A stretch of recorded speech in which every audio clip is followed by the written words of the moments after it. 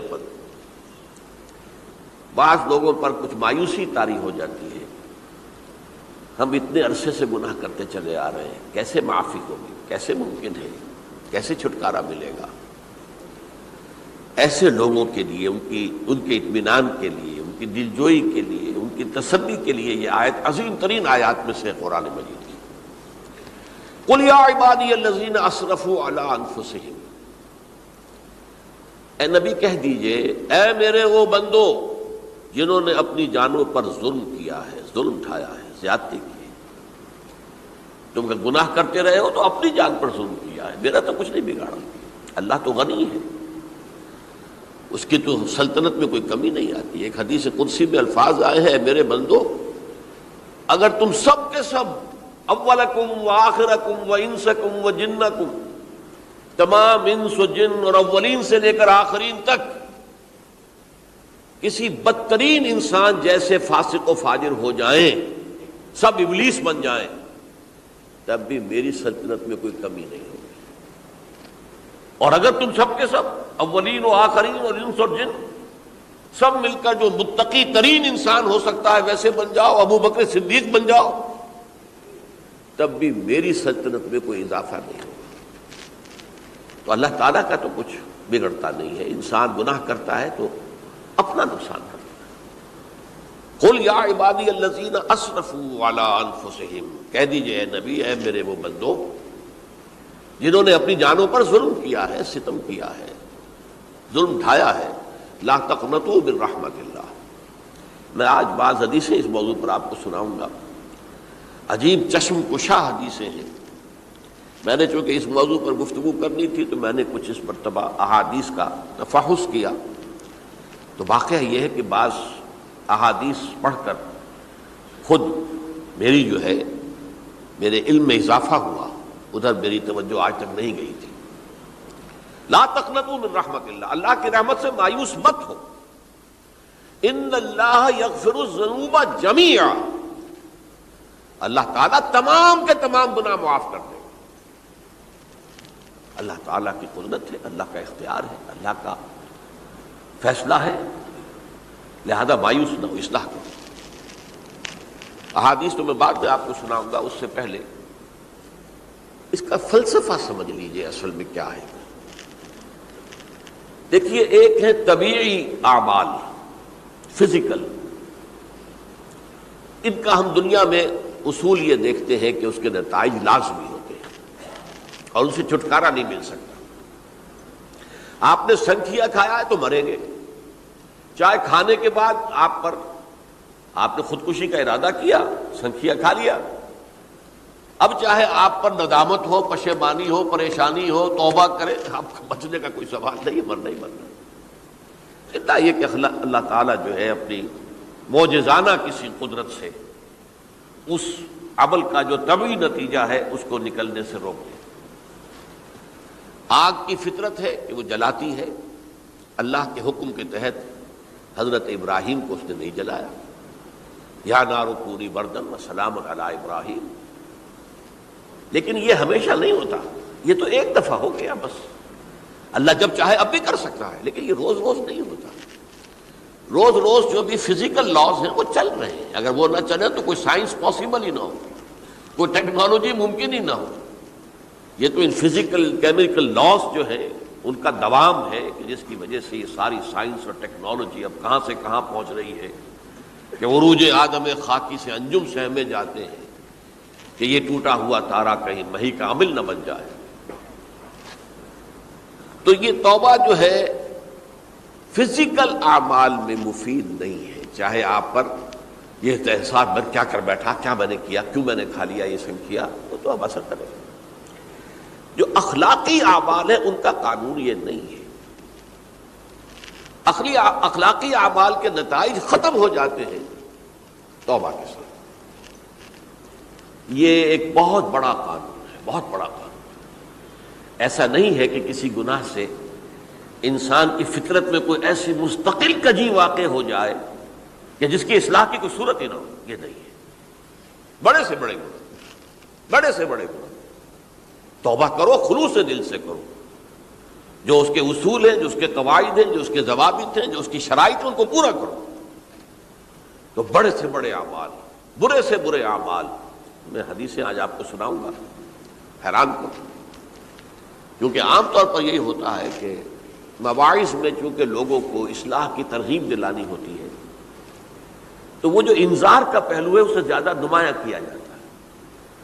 اللہ کی طرف سے شدید ذو انتقام، اللہ انتقام لینے والا ہے، اللہ سزا دینے والا ہے۔ لیکن یہ دوسرا پہلو جو ہے وہ بھی اپنی جگہ پر بہت اہمیت کا حامل ہے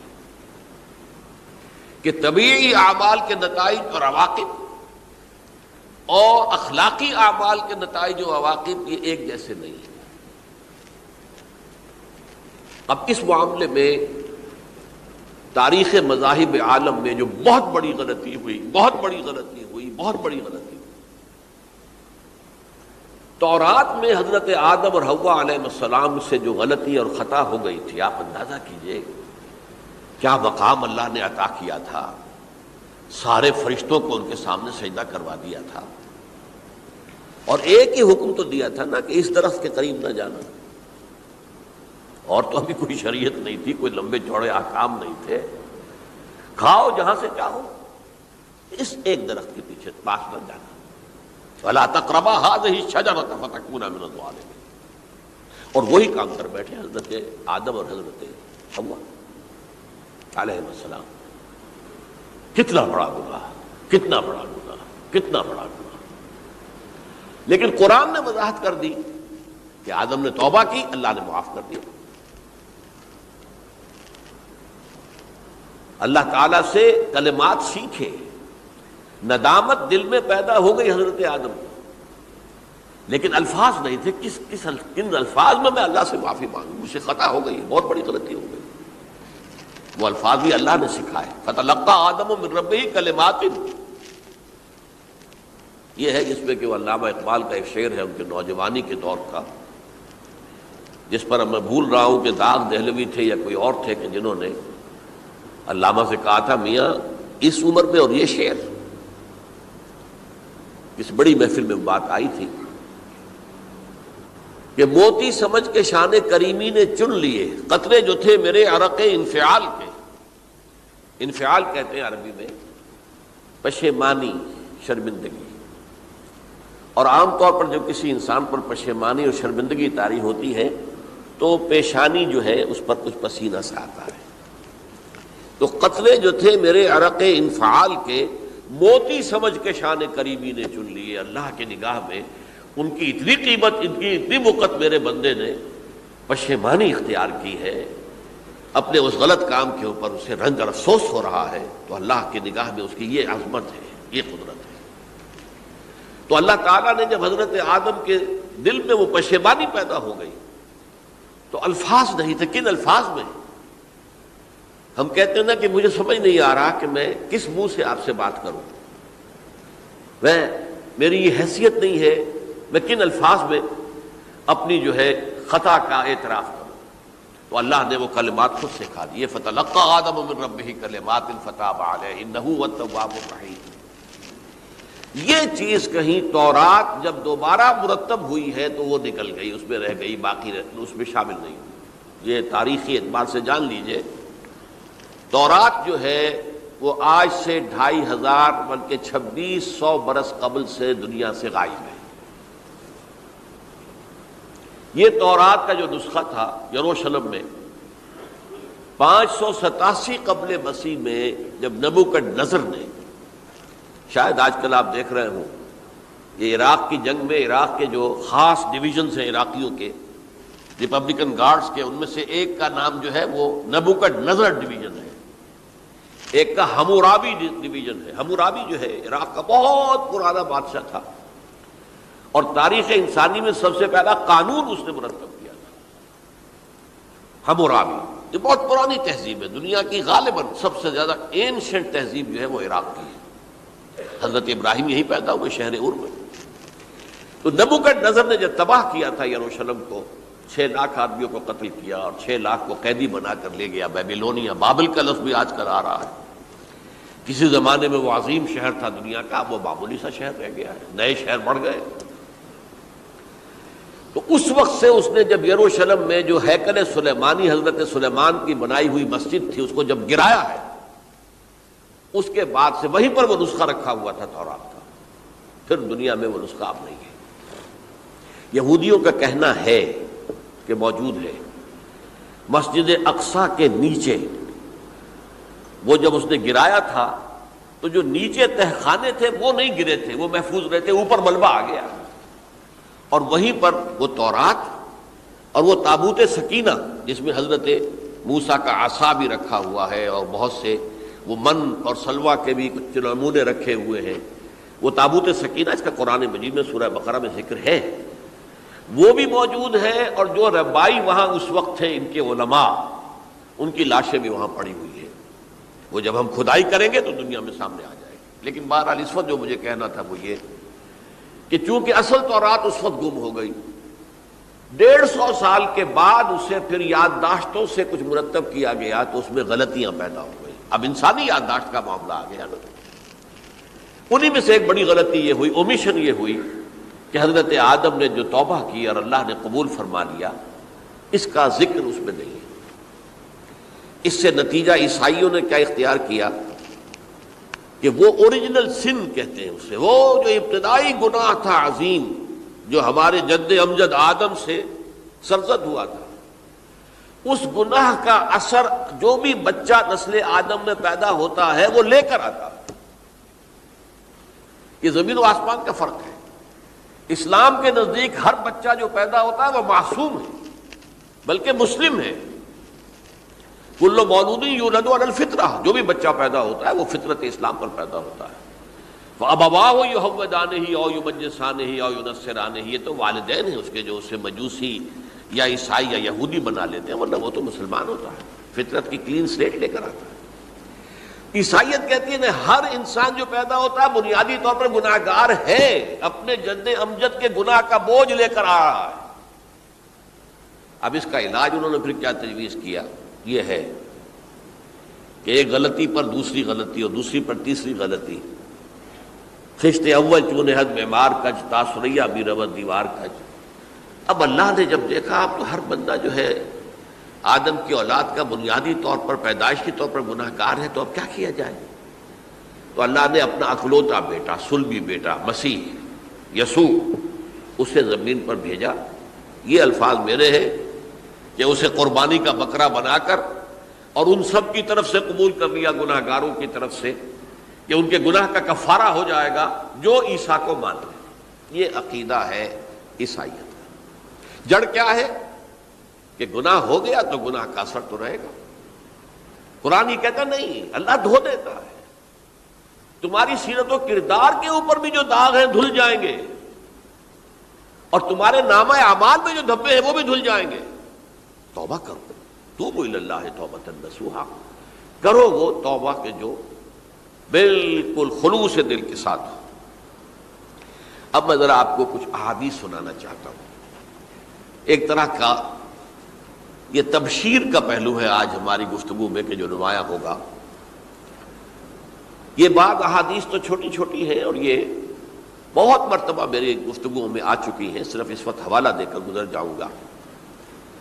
یہ ترمذی اور ابن ماجہ میں حضرت انس ابن مالک رضی اللہ تعالی عنہ سے روایت ہے، حضور نے فرمایا کل بنی آدم خطاؤون وخیر الخطائین التوابون، تمام بنی آدم خطا کار ہیں، خطا کار بھی نہیں، بہت خطا کار ہیں، بہت خطا کار ہیں،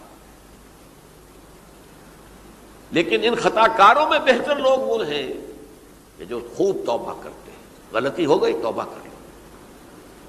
اور ایک اور حدیث میں آپ کو بتاؤں گا کہ یہ نہیں ہے کہ پھر کبھی وہ غلطی نہ ہو، اس وقت آپ یہ لگا لیں اپنے اوپر یہ کام میں نے نہیں کرنا، اور ایک دفعہ وہ کام چھوڑ دیں تو توبہ ہو گئی۔ پھر اگر کچھ عرصے کے بعد پھر کہیں آپ جذبات کی رو میں بہہ گئے، پھر کہیں کوئی برے اثرات جو ہے وہ پڑے، پھر غلطی، کوئی بات نہیں، پھر توبہ کرو، پھر ہو گیا پھر توبہ کرو۔ تواب اسی لیے کہا بار بار بار بار بار بار توبہ کرنے والے۔ تو کل بنی آدم خطاؤون وخیر الخطائین التوابون۔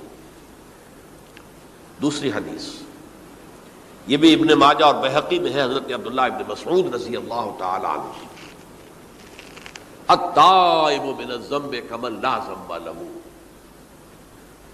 گناہ سے توبہ کرنے والا ایسے ہے جیسے اس نے کبھی گناہ کیا ہی نہیں۔ دھل جاتی ہے، تختی دھل گئی، بچے نے تختی لکھی تھی اس کو دھو دیا، ختم ہو گئی۔ ایک حدیث تو پڑھ کر میں بھی چونکا، یہ اصل میں اسلوب ہے بیان کا، بتانے کے لیے کہ تمہارے دلوں کے اندر مایوسی کا غلبہ نہ ہو جائے۔ مایوس اصل میں جو ہے مایوسی، یہ ابلیسیت ہے، نوٹ کر لیجئے اس کو۔ مایوسی ابلیسیت کا عکس ہے۔ مبلس کہتے کسے؟ جو مایوس ہو گیا۔ ابلیس سب سے بڑھ کر مایوس جو ہے وہ ابلیس ہے، اسے معلوم ہے میرا چھٹکارا تو نہیں ہے، لہذا میں جتنوں کو اپنے ساتھ لے کر جہنم میں جھونک دوں، یہی میری کمائی ہے، میں نے تو بچنا نہیں۔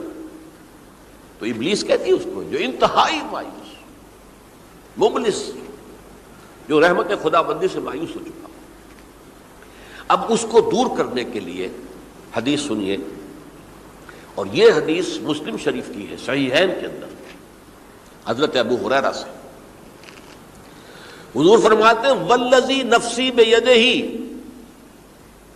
قسم ہے اس ذات کی جس کے ہاتھ میں میری جان ہے، لو لم تذنبوا، اگر تم لوگ گناہ نہ کرتے، لذهب اللہ بکم، تو اللہ تعالیٰ تمہیں لے جاتا کہیں اور، ولجاء بقوم یذنبون، اور پھر کسی ایسی مخلوق کو پیدا کرتا جو گناہ کرتے، فیستغفروا اللہ، اور پھر وہ اللہ سے استغفار کرتے اور توبہ کرتے، فیغفر لہم، اور اللہ تعالیٰ انہیں معاف کر دیتا۔ تو میں نے عرض کیا کہ یہ بعض چیزیں ہوتی ہیں کہ جن کا واقع سے کوئی تعلق نہیں ہوتا، لیکن ایک زور بیان کے لیے، ایک بات کو ایمفیسائز کرنے کے لیے، جیسے قرآن مجید میں آتا ہے، اے نبی کہہ دو ان کان للرحمن ولد فانا اول العابدین، اگر اللہ کا کوئی بیٹا ہو تو میں سب سے پہلے میں اس کو پوجوں گا، جب میں اللہ کو پوجتا ہوں تو اللہ کا اگر کوئی بیٹا ہوتا تو کیا میں اسے نہ پوچھتا؟ لیکن نہیں ہے۔ اب یہ نہیں ہے، نفی کے لیے زور دیا کہ اگر اللہ کا کوئی بیٹا ہوتا، لو کان للرحمن ولد فانا اول العابدین۔ اسی طرح یہ ہے کہ اگر انسان گناہ نہ کرتے اور گناہ کے بعد توبہ کر کے اللہ تعالیٰ کی شان غفاری کا ظہور نہ ہوتا، یہ بھی ایک عجیب فلسفے کی بات ہے، اللہ نے یہ کائنات کیوں پیدا کی؟ قرآن مجید میں اس کو براہ راست ایڈریس نہیں کیا گیا، اس مسئلے کو میرے علم کی حد تک۔ ہو سکتا ہے کہیں بہت خفی انداز میں ہو اور ابھی تک میری نگاہ سے بھی جو ہے وہ چھپا رہ گیا، ہو سکتا ہے قرآن مجید کے غامض نکات ایسے ہو سکتے ہیں۔ کوئی شخص، میں تو کہتا ہوں کہ اگر کوئی شخص کہتا ہے، میرے بارے میں ایک عالم دین نے کہہ دیا تھا کہ اسے قرآن پر بڑا عبور حاصل ہے، تو میں نے انہیں پیغام پہنچایا، جن صاحب نے مجھے ان کا یہ جملہ سنایا تھا کہ آپ نے قرآن کی توہین کی ہے، قرآن پر عبور کسی انسان کو نہیں ہو سکتا۔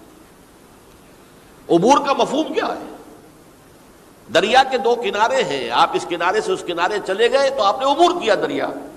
قرآن کے کنارے ہے ہی نہیں، لا پیدا کنار۔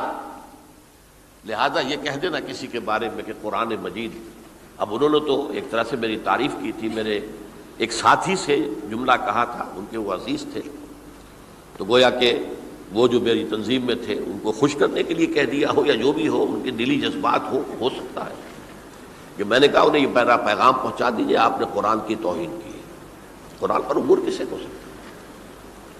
نہ معلوم کتنے مقامات ہیں کہ جہاں امام راضی بھی کھڑے ہوئے ایسے نظر آتے ہیں، دہشت زدہ، اعلم ان ھذا المقام مقام غامض مہیب عمیق،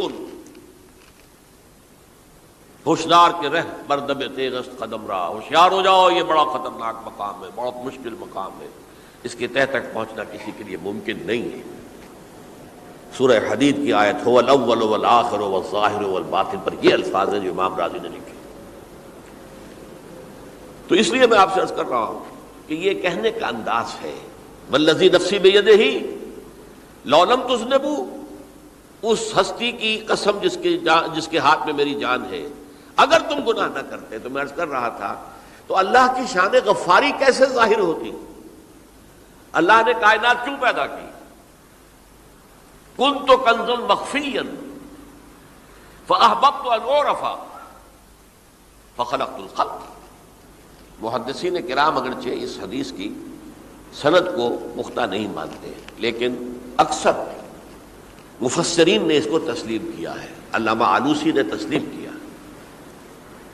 کہ میں ایک چھپے ہوئے خزانے کے مانند تھا۔ اب خزانہ کہیں پڑا ہے، اس کا کیا حاصل کیا ہے؟ وہ تو کہیں کھلے، کسی کے پاس جائے، کوئی اسے فائدہ اٹھائے، تب تو کوئی فائدہ ہوا نا۔ تو کن تو کنزن مخفیا، میرے اندر طاقت تھی، قوت تھی، خلاقی تھی، میری شانیں ساری میرے اندر ہی اندر تھی نا۔ کن تو کنزن مخفیا فاحببت ان اعرف، تو میں نے یہ چاہا کہ مجھے پہچانا جائے۔ فخلقت الخلق، تو میں نے خلق کی تخلیق کی ہے۔ اب مجھے پہچانو اس کائنات کے ذریعے سے، یہ میری تخلیق ہے، آؤ دیکھو۔ ایک مصور اپنی تصویروں کی نمائش لگا، دیکھو میرے شاہکار، آؤ دیکھو، یہ میرے فن کے کمال کے نمونے، آؤ دیکھو۔ تو یہ ہے سب، دیکھو زمین آسمان، ان فی خلق السماوات والارض واختلاف اللیل والنہار والفلک التی تجری فی البحر بما ینفع الناس وما انزل اللہ من السماء من ماء فاحیا بہ الارض من بعد موتها۔ یہ ساری آیات ہیں، غور کرو۔ اور اسی لیے انسان کو پیدا کیا جس میں یہ فیکلٹی آف اپریسیشن، اللہ کے حسن و جمال و کمال کو پہچاننے کی صلاحیت ہے۔ ورنہ ظاہر بات ہے کہ یہ جمادات کیا پہچانیں گے اللہ کو، یہ پہاڑ کیا پہچانے گا اللہ کو؟ اللہ کو پہچاننے کی صلاحیت انسان میں ہے۔ تو یہ چونکہ ایک فلسفہ ہے باقاعدہ کہ اللہ نے تعالیٰ، اسی سے میں کہہ رہا ہوں اگر گناہ نہ ہوتا اور پھر توبہ نہ ہوتی اور میں اس کو معاف نہ کرتا تو میری شان غفاری کا ظہور کیسے ہوتا؟ میری شان ہے نا، غفار بھی ہوں، ستار بھی ہوں، اس کا ظہور کیسے ہوتا؟ تو والذی نفسی بیدہ لو لم تذنبوا لذهب اللہ بکم ولجاء بقوم یذنبون فیستغفر اللہ فیغفر لهم۔ اگر تم لوگ گناہ نہ کرتے تو اللہ تمہیں ختم کر کے کوئی اور ایسی مخلوق پیدا کرتا کہ جو گناہ کرے اور پھر وہ توبہ کرے اور اللہ اسے معاف کرے۔ اسی سے ملتی جلتی ایک حدیث ہے، یہ امام احمد اور امام بہقی لائے ہیں، اور اس کے راوی حضرت علی ہے رضی اللہ تعالی عنہ۔ ان اللہ یحب العبد المؤمن المفتن التواب، اللہ تعالیٰ کو بہت محبت ہے، یحب۔ اب دیکھیے ایک طرف وہ آیات ذہن میں لائیے، اللہ تعالیٰ کن سے محبت کرتا ہے؟ واللہ یحب المحسنین، یا وہ لوگ ان اللہ یحب الذین یقاتلون فی سبیلہ صفا کانہم بنیان مرصوص، اللہ محبت کرتا ہے اپنے ان بندوں سے جو اس کی راہ میں جنگ کرتے ہیں صفے باندھ کر، گویا سیسا پلائی ہوئی دیوار ہے۔ یہ ہے مثبت کام، نیک کام، محسنین، اللہ کی راہ میں قتال کرنے والے۔ یہاں اس کے برعکس کہا جا رہا ہے ان اللہ یحب، اللہ تعالیٰ محبت کرتا ہے اپنے اس بندے سے، العبد المومن، جو مومن ہو۔ اس کی ایک اور بڑی پیاری حدیث آئے گی، المفتن التواب، جو بہت فتنوں میں مبتلا ہو جاتا ہو اور پھر بہت توبہ کرتا ہو، مفتن التواب، لیکن ساتھ ہی پلٹتا ہو، رجوع کرتا ہو، پھر اللہ کے حضور میں حاضر ہوتا ہو، پھر معافی مانگتا ہو۔ اللہ تعالیٰ کو اپنا ایسا بندہ بہت پسند ہے۔ اب میں